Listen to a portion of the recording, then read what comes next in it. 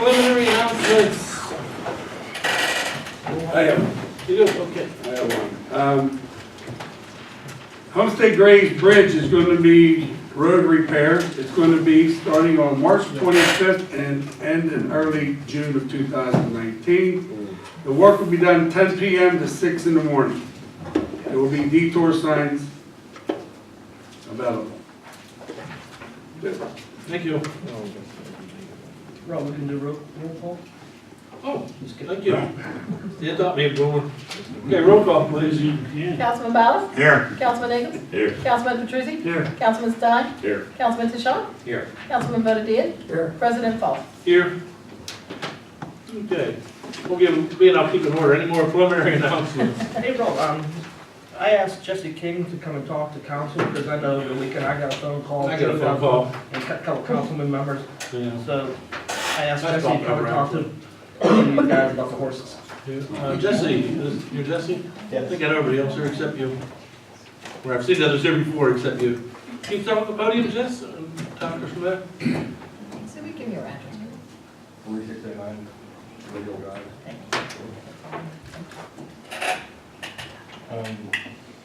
You just want me to tell them what I plan on doing? Yeah. Well, everybody keeps complaining about it. We keep the barn clean. I went away for the weekend, and there's very little smell coming from the horses. If they're smelling anything, they're smelling the hay and everything else. They're not smelling the manure and everything else. I keep sawdust down in the barn, and it's cleaned out about every week. We keep the manure out of there. I got spray that I spray in the barn. And I plan on putting on more fence to get them up away from the house more. We got them in the winter time, and the ground was frozen. I couldn't put up a whole lot of fence, but that'll get them out away from the houses a little bit. And so I got all kind of deodorizers I put in the barn and stuff. He said I went away for the weekend. My son fed them, but he doesn't clean up after them. And usually that's the only time that they don't get cleaned up after every day. Yeah. I stopped up there Sunday. She called me too. I stopped up, when I pulled in front of the house, nothing. I went to the back. I was on her porch. I really didn't pick up anything. Not until I walked back towards the fence, I could pick up, a scent there. Yeah, you can get a scent, but it's not really, Some smell there. But it was mostly when I started going towards, your barn. I saw the white horse there back there. Yeah, Very beautiful horse, by the way. thank you. Excuse me, did you say something about putting more fencing up? Yes, Are you gonna put it so the horses are further away from the homes? Is that what you're gonna do? Yeah, he has, I'm sorry, I'm not speaking out of line, Okay, but I good. just, he has 5 acres up there, so we want them up more towards the grass and the In pasture. other words, further And away from the yes, homes? but, yeah, that's pretty much what it is, but there's more, like, dogs, cats, and cow have more smell than a horse do. But our main purpose is not to irritate anybody. They will be up more, like in the grass, away from the houses, but we did that for right now. They will be down by the house in the evening, but during the day, they'll be up in the grass and pasture and not by them. I mean, they have a privacy fence, they're never in their yard, but we're not there to like irritate anybody. We take care of them and we want, we want everything that, because I don't want to sit out by the pool and have to smell it either. We sit by the You swimming intend to pool. do that, right? yeah. What's that? You intend to move them further away? Yeah, and I got bug zappers and everything to put up in the summertime to take care of the bugs and. Yeah, every precaution that we can take, we're taking. Just sorry, I didn't recognize you when you came. I would see you from here up in the truck. But I'm gonna tell you, my wife and kids think it's the coolest thing in the world, their horses right atop the hill. Yeah. And no, we are, I mean, we do, we keep it clean, we put fresh sawdust on, we do Right over the hill, want them. I don't like them being, I want them up further where they can graze and be away from. That is your intentions. Yes, oh yeah, that was our intention from before we got them. Do you talk to this neighbor at all? What's that? Do you talk to this neighbor? Have you? No. About 2 weeks after they moved in, it was 4th of July, and there was some people setting off fireworks. My kids went up in their yard, and she come out and threw a fit because the kids were standing in her dead grass. And ever since then, we haven't talked to them. So that's been, They put a 7 privacy years fence up and, they got a 6-foot privacy fence up. They don't go outside their house, It's a big fence, I mean, I'm not that tall, but I had to jump to see Yeah, your they don't- horses. The grass around the outside Just of look over it, their fence. the grass around the outside of it that I got a view, they don't cut it, they said they don't go outside the fence. And their front yard, they might cut it once a month, they don't do anything to, control the weeds or anything like that, and they're not getting dandelions in my yard from their yard and everything else.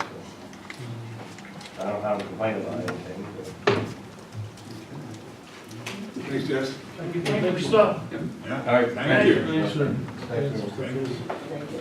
Did you let the neighbors that are affected know that he was gonna be here? I didn't know he was being there. Well, I don't think when she came, she didn't I think, notify I that he think, I was think coming Joe either. would, I mean, I Yeah, think she Joe didn't would. notify us that she was coming, she didn't even come to talk to us, if there was a problem. But she didn't notify us when she came to the meetings either. You might be able to work it out if she were here. Well, and I would have no problem with that, but when I was standing on the front porch today, looking off the front porch, she turned and looked at me, she did this to me. I'll sit and talk to you and we'll work it out, but I'm not gonna fight and argue with you when you haven't said a word to me since I've been over there for 2 years. Not a word, I mean, you come in and out of your house and don't say anything, and people know me on here, I'm a friendly person, I get along with everybody, and I do, and I would sit and talk to her without a I problem. think that's the first thing she should have did is went over and talked to you guys. Yeah. Right. Try to I mean, I work wish she would have talked to you before coming to the council. And I would be open to that, because if I would, I'd be like, hey, what can we do to work things out? Coffee or whatever and talk about But it. there's never been an attempt to even talk to him or talk to me. They're not approachable. Okay, thank you. Okay, thank you. It's good to see you, man. You too, have a good one, be safe too. Thank you. Okay. Good. We are supposed to have a guest here tonight, Paul Klein, or county council's supposed to come around 1:45. We're getting close to that now. Meeting prior to this. Yeah, Paul, He's in Homestead. he's in Homestead, he has a presentation to us tonight. But we'll move on, and when Paul comes in, we'll get to Paul. Okay, council items, 9th and 10th Avenue rezoning. We've been working on this a few months. This is some of the process that we have to go through, back and forth with the county to come to something. And this last letter that we got was dated February 20th. So what they're looking to do, good, but you want to, we're talking about rezoning 9th and 10th. They come back and we say, is this okay to do? They said, maybe you want to do an overlay. We didn't like the overlay at one of the meetings that we discussed. So now they want to, they came back and said, okay, a couple things you need to think of. And the properties we're really trying to rezone for are Propel, Carnegie Library. Okay, they probably won't do anything real soon, but down the road possibly. St. Margaret, St. John, the old St. John's School, which is, what is it? Ascension, and the church, and then the Hungarian Reformed Church. We're looking at these churches. They want to sell them, they're limited what they can do with them. So the county comes in and says, well, what happens if somebody wants to take that property and put a strip mall in there? How is that going to affect the traffic? And they try to give us different ways, think of different things to say, do you really want to do this? Is it something you need? Dave and I rode by today just to get an idea of those buildings, the churches and the school, which we just talked about. They are probably limited what they can do. We have St. Michael's Church that was turned into a business with photography. No, it's sandwich shop. And a business, photography. The library place? The church is a recording studio. Yeah. Recording and shows, all kind of stuff. They've They don't had a even couple know. shows there. No, but I mean St. Mike's. St. Mike's, there was they wanted the sandwich shop, they had the sandwich shop in the back. That's Yeah, that's the old Yeah. main building they made a. St. Mike's Church in the bottom, they have some type of business down there. Yeah. So, I mean, and we don't even see or hear from them. So it's these, what are you gonna do with the church? I mean, how much could you do with it? So that's what we gotta think of. Is these something that we're gonna not want to zone it because of what they could turn into? You see, the story in the Valley Mirror, about the St. Mary's renovation and what they did with that. Dragons. It's kind of amazing what they did. Right, those roads. So I just wanted to bring that up because that's, do we want to move forward with this and rezone it as we discussed? Put it on the agenda. Put it on the Put it agenda. on the I think we agenda. want to be business friendly down there. I thought Greg was looking into this. You did. He did. That's- I think part of our mission, part of our goal is to revitalize that area. So if it's gonna help revitalize that area, that's one of the things we want to do. In one of the places that Joe just mentioned, St. Margaret's, actually someone's purchasing to put, just to keep that as a church. Oh, really? Yeah. Good. So, but the Ascension School, they were thinking about putting like an art studio in there, dance studio for kids or and for adults. Yeah, there's, like Joe said, 5 places that are really affected by it. Can I ask a question? Are any of the neighbors down there aware of what's happening? They have to be notified. They will be After the notified. fact or not? Like, do you ever think about having, publishing, let's have a community Doesn't that take a talk about public this? hearing? What we'll do is like, if council agrees, what happened? is Public hearing. We went through planning first, planning okayed it. They said it was a good idea to go from R1 to B2 area, okay? Council could okay it or say no. After, if council says, okay, yes, go ahead, we would have to notify all the residents down there and have a public hearing.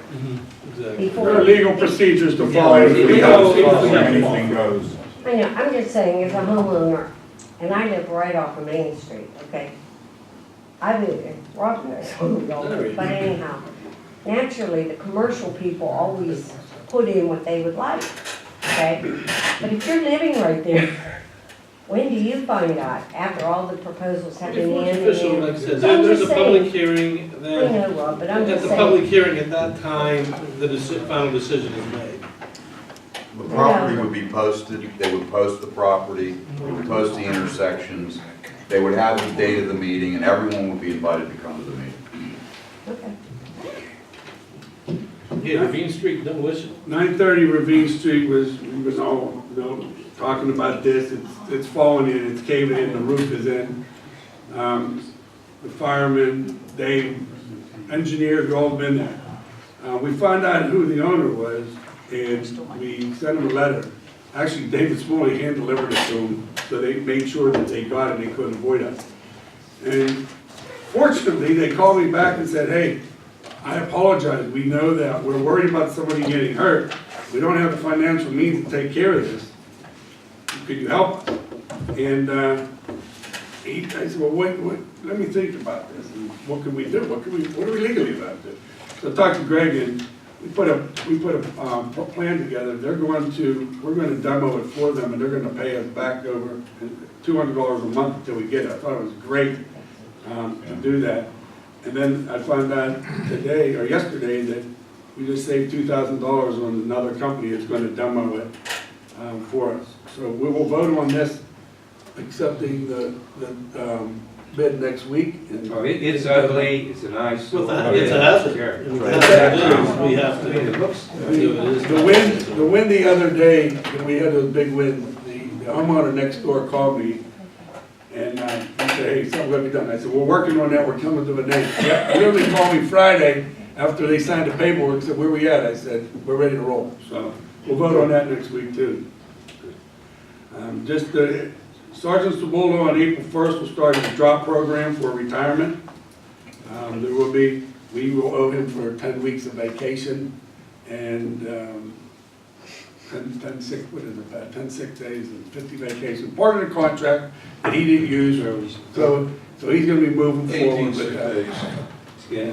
He's getting used to doing everything, so that's moving along. And then the fourth thing is, LGA puts out an internship program one time. I got the paperwork and we had to act pretty quick, so I put the application in, and you have to put a scope of what you want to do. So I said code enforcement. The idea is have an intern, a college student come in here, go to maybe a half a dozen municipalities our size, find out some of the processes, procedures, electronic services that they have, if they have any kind of paperwork or things that they do on an everyday basis, bring it back, and it's bring the code enforcement office up to 2020. And this is an unpaid internship, Joe? Unpaid. It's paid by them. Paid by paid by them. them. We don't. No cost to the No borough. cost to the borough. You know, COG is looking into a code enforcement program. Yes, and we went to there, and we went to the meeting, Mr. Petruzzi, Dave and myself went to the meeting with that. We love the idea. Turtle Creek Council of Government already went through it. They're already using the software. They're happy with it so far. Sure, like anything else, there's some kinks to work out. We're gonna be the second COG to take it. I wanna be one of the first people to get that. This would be awesome for Dave and for the office. Somebody calls in, hey, this person, something wrong with the house or whatever, any kind of complaint, we can go right in there and put the complaint in, but we can also see if we're doing anything, if Dave's taken to the magistrate. Today we were out and I got a text about a certain house. I asked Dave, took him to the magistrate in October, they gave him some time, nothing has been done, he's taken to the magistrate, he was on top of everything. We don't know that, but we'll be able to see that. More importantly, when Dave's done, at the end of the month, when he gets his reports, he'll be able to print out something real quick, a nice and easy, something similar to a pat inside of all the court cases and everything he did will be on this. I think it's a great way to revitalize, not revitalize, but to bring that office up to the next level. Hopefully this doesn't come as a knock at the staff at all, but some of these, young, this intern we can be, they could be really up on the technology and be a big service to us. A big help at no cost to the borough. Their technology, they're good. And one other thing on the agenda is that tar buggy that we want to get for the public works is, we're gonna vote on that, it was approved to get, and they got the quote, and it is $38,700. That's a copy of this. This is what it will be, tar where the cracks are. We'll be able to tar them ourselves rather than iron out. Or rendering something like we did last year that broke in the middle of it and caused more problems. How much did it cost us to rent? No, we're gonna buy it. No, I mean, how much did it cost us to rent a machine? A week. 1,500 a week. Oh, and one other thing, Pat brought it to my attention, you got a quote, which I like when they talk about things and say, here, this is the solution is. It's one thing talking about saying, hey, can we do this? And then the other one is coming with the actual quote.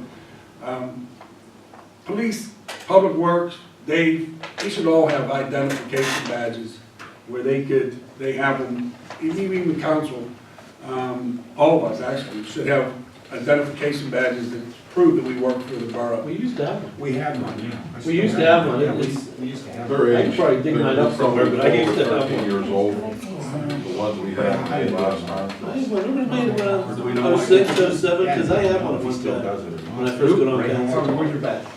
You know, I don't know where did that come from. Yeah, we didn't put one in this time. It's a good idea, especially for Dave. Police chief. And he's the one who did it. Oh, we got around, that's fine. Yeah, he doesn't do that anymore. Oh, he doesn't? Ray, Ray Hart. Ray, yeah. And the price on it is $2,826. You know, the school district has a machine that does that. That's what Now, he it Does takes a picture, This- it'll put anything you want on, and it'll look just like a driver's license. That's what this is. What Joe and I were talking about is, what we can do, we have a lot of people who come to the borough for a soliciting permit. We can issue them an ID from the borough for that period of time. We charge them for it. If they don't bring it back to us, we can hold their money. If they can refund some of the money, if they do. But at least when they're out walking through our town and talking to our residents, they have something with them that says, I'm approved to do this by the borough of Munhall. So it's valid, if it stops on the police calls you when you get Fly it. by night, gypsy or thief, whatever. Because I called just about a month ago at my house. I had one guy that came to the door and the other stood on the street. Right. And I said, there's something shady about this. Then I called, I think Shannon came and said they didn't have a permit, plus they shouldn't be, they're not allowed to solicit after 5 o'clock, is that the law, Pat? 5 o'clock unless they have an appointment, like with, Yeah. they talk to And someone. they were at my house like quarter after You stop 5. at my house like later when my spouse gets home, we'd Yeah. like to talk to you. Yeah. If they have an appointment with a resident after 5, they're permitted to do the appointment. Yeah, there was no appointment, they were can't just knock on knocking. doors after 5 o'clock. There was something shady about that one. I got a call last week from Officer Bradford about his Comcast, have a permit, and I said, not that I know of. It was in my door yesterday. Comcast was knocking on my door. I called the guy. I said, hey, you got a solicitation permit? He said, oh, my boss does. I said, she does. How come you don't have one? Because she don't have one. I called him today and told him to make sure he got it. He didn't do it. So now when the police see him, anybody from Comcast, they know they're gonna cite him right on the spot. This guy know about it. They choose not to get this permit for a reason. $300. Homestead charges $1,000. The And other they're good for aspect, 30 days. the other aspect about this, and Shanna asked about that, I think further warrants the expense. A lot of these badges have technology built into them, chips, barcodes, whatever, so we can bake that into the badge, and nobody has to carry key fobs. We can have secured access to the buildings. Just wave your badge, you don't have to carry a key fob that I routinely leave in my car, or he leaves in the door, in the lock, forgets about it, so. Got your badge hanging on, you're always gonna have access to the doorway you're trying to get into. I talked to the company, that is an available option that we can, Yep. either get now or add later. Because there is a magnetic strip on the back, so we can't do that. Yep. And the fob system that Pat uses for us is antiquated and broken. Not completely broken. It's not completely broken, it's hard to add new fobs, and people do lose fobs. And then the guy that installed that for us and serviced that for us passed away a couple of years ago. We've had Telephonics, who is our telephone vendor. They've come out and done some work on it, but it's, they're just putting a Band-Aid on it every time. So we may need to look to, upgrade that at some point. But these IDs can be integrated with that. Anything else, Mr. Chair? Yeah, waiting for Paul Klein. Here we are, hold on for Paul. I do have one additional item. Fairgrounds information, Community Day is going to be September 21st. And same location, we're gonna be at Troutman Field again. We're in the planning stages now of talking to some bands to play and, have the games, pretty much similar to last year. Eddie, we're gonna ask, for the community day again, hopefully the guys wanna do the beer sales. I'm sure it won't be a problem. And then, the 5 companies split the profits for the truck fund, of course, I think we do, right? I'll pass the word, yeah. Thank you. And of course, all fire departments get some free. I will let them all know. Yeah, just let me or one of the, committee people know when the.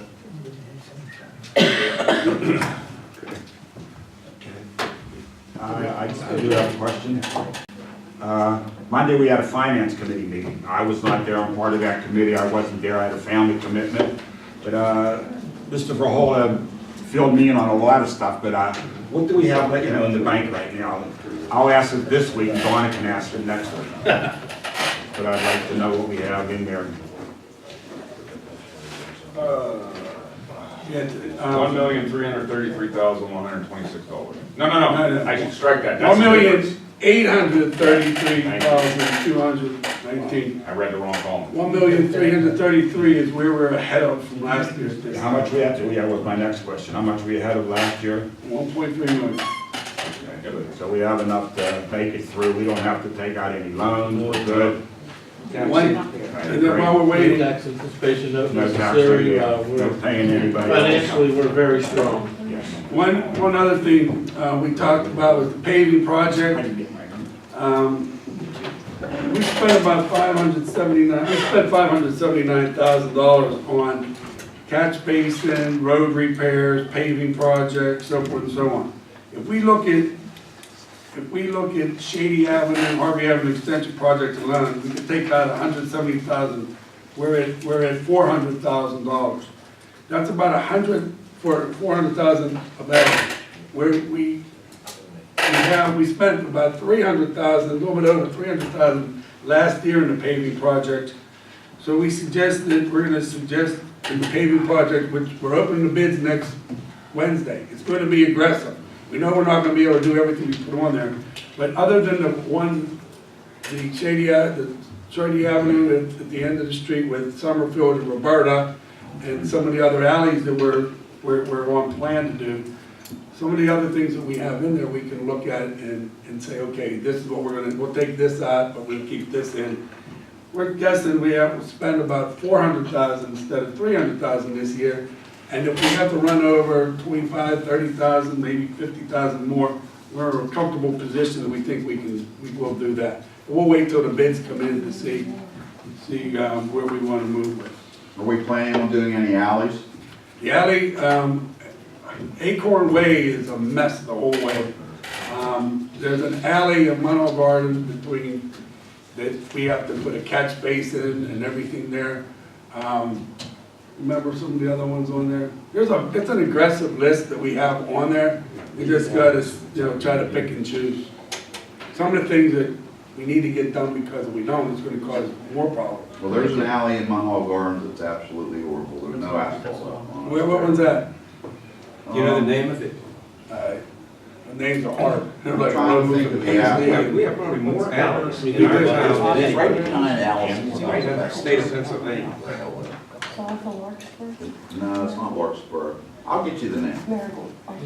Yeah, the one that, we are doing the one between Larkspur and Marigold at the end, remember?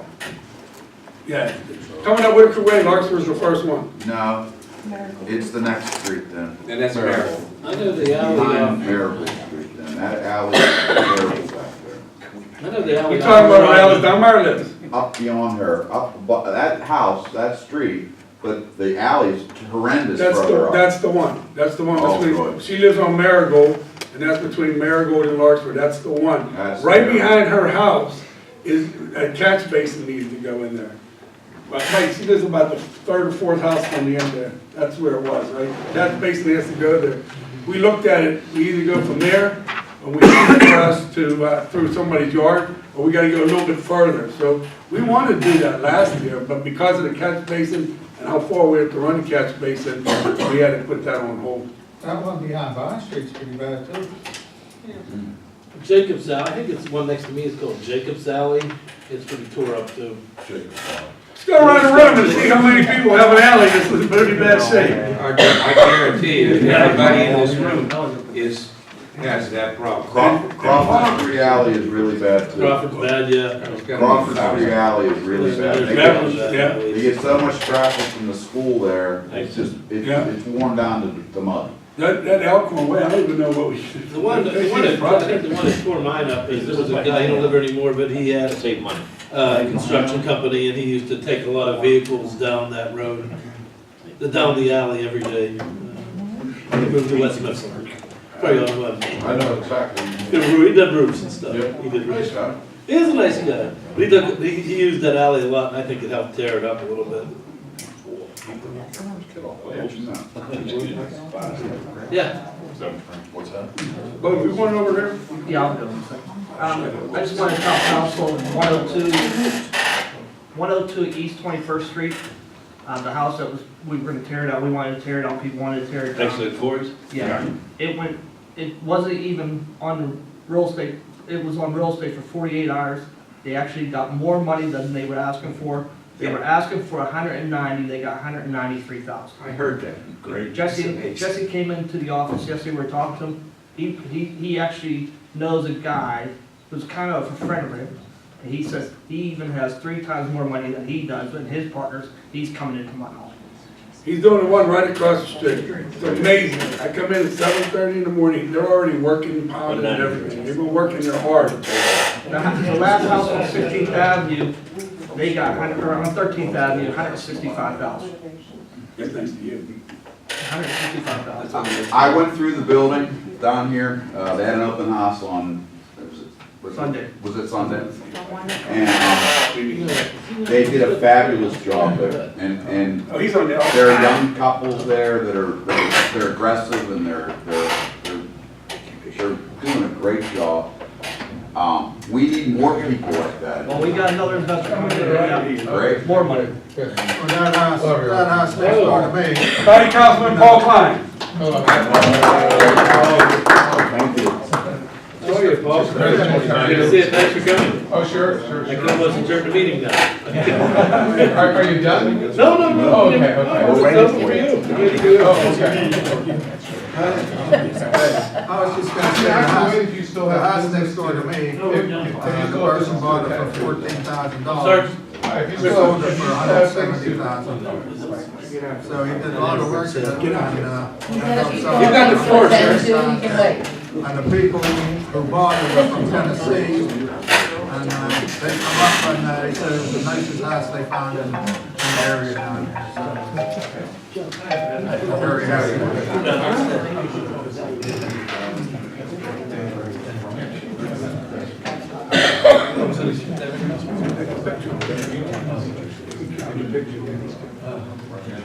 Oh, jeez.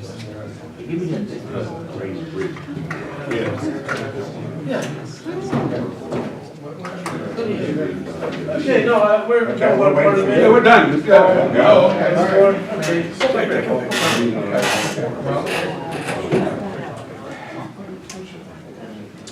Well, as some of you probably heard last week, I guess it was last Thursday, the county honored the banner communities across the county. And I think that this is a program that was put into place really with the aim of recognizing things that are happening in a lot of the boroughs and townships that nobody's really paying attention to, and that many people are unaware of.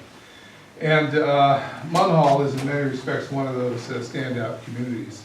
So to recognize Munhall for their efforts to do things as, in many respects, we'd like to see more communities do. The county, once again recognized them as what we have come to refer to as a banner community. So in my travels around the county, there are things going on in this community, and in a good way, that are not happening in a lot of communities. Obviously, every community faces its challenges, and in virtually every community, there are some things that could be done differently or better. But I think that Munhall really distinguishes itself in many respects in still trying to create a community that has some kind of a sense of community and some kind of a strong identity. So for that reason, it's my privilege to present to the community with this community citation of recognition. And it is signed by our county executive, Rich Fitzgerald. And so I will deliver this to Thank you, Paul. Mr. Pauls.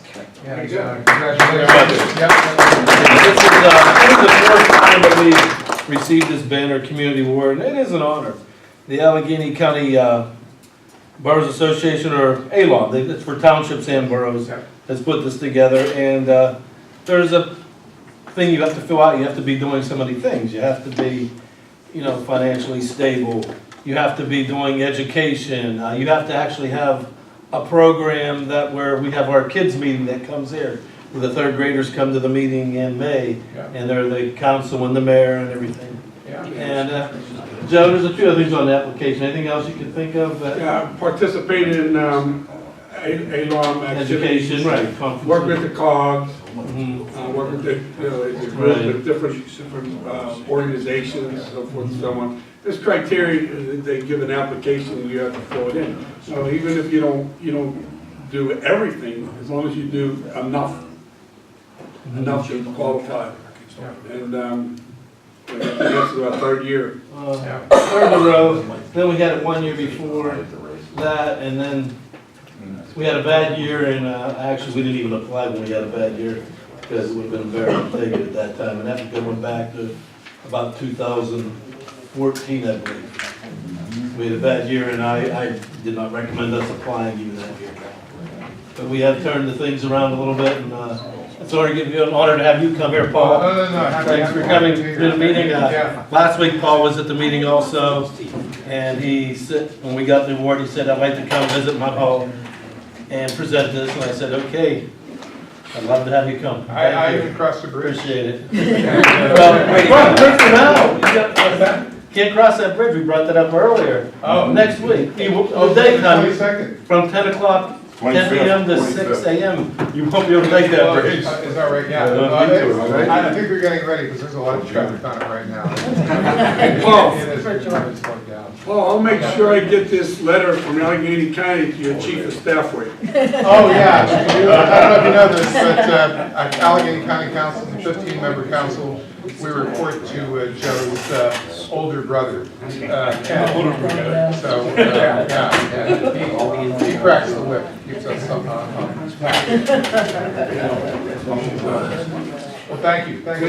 Thanks for letting me come out. See you soon.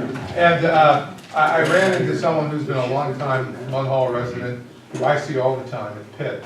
And she's been there, I think, before the cathedral was built. Pat Caroli. And she, so she said, make sure that you let everyone know that I'm thinking about them. So I don't know if that's a good thing or not, but I mean, I'm just telling you what she told me. It's good to be thought of. Yeah. Coming from her, that's a good thing. I think it's a good thing too. Yeah, oh, yeah, and she spoke very highly of you. No, she said she doesn't in New York. I've talked to her on the phone probably once every couple weeks. She really, yeah, I mean, she's been at Pitt for over 40 years. I mean, and she's not going anywhere, She so. got my wife a job there. Yeah, that's what she told me, yeah. All right, well, thank you very much. Thanks. Thank you, Paul. Thank you, sir. Thank you. Okay, Thank you. thank you. See you soon, bye-bye. Motion to adjourn, sir. Motion by Councilman Shaw. Second by Councilman Bonneville, and all in favor, somebody saying aye. Aye. Aye.